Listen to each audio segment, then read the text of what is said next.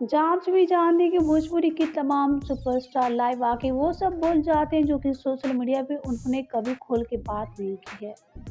कल आज हम बात करने वाले हैं निधि झा के बारे में। क्या आप सभी जानते हैं कि यश से शादी कर लेने के बाद निधि झा को कितनी मुश्किलों का सामना करना पड़ा? या यूँ कहें कि निधि झा को कितनी मुश्किलें आई?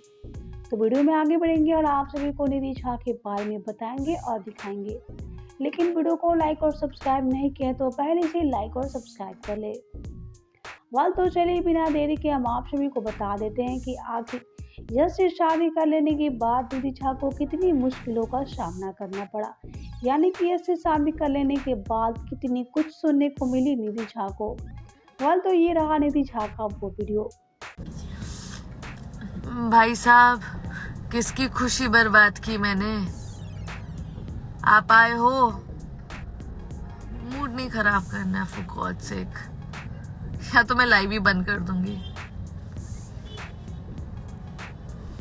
नहीं, मैंने कभी किसी चीज के लिए फोर्सफुली कुछ किया है, ना ही मैंने किसी के हैप्पीनेस को खराब किया है, ना ही मैं किसी के लाइफ में घुसी हूं।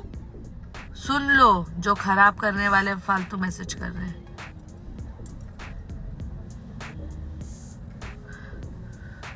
जय श्री राम।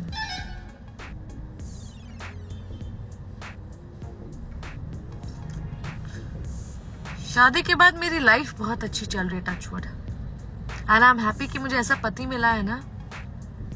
शायद मैंने जीवन में या पिछले जन्म में कुछ अच्छे कर्म किए थे तो मुझे ऐसा पति मिला, और मैं बहुत खुश हूँ अपने पति के साथ।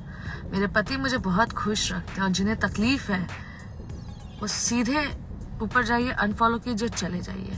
क्योंकि क्या है ना, मैं मेरे बारे में सुन सकती हूँ, पति के बारे में कुछ नहीं सुन सकती हूँ। सिंपल। और कुछ लोग जो मैसेजेस कमेंट करते हैं पति के लिए भी, तो भाई साहब बहन जी ना करें। तो आप सभी को निधि झा का ये वीडियो देखकर कैसा लगा?